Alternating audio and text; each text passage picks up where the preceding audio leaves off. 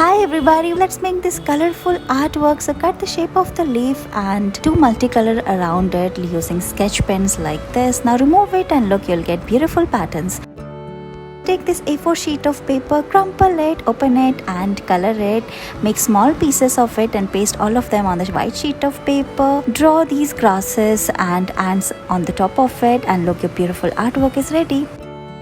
Let's make this beautiful artwork. Paste clouds, fold this red circle and paste colorful paper one after another. We are making colorful umbrella here. Open it and paste it on a sheet of paper.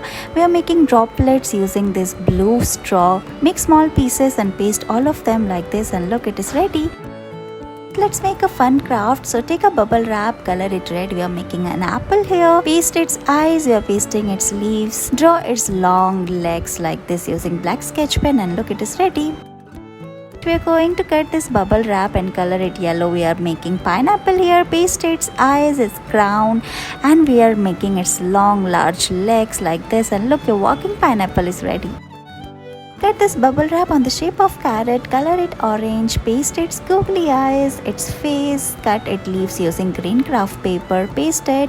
Now draw its hands and look, it is ready. Thank you so much for watching this video.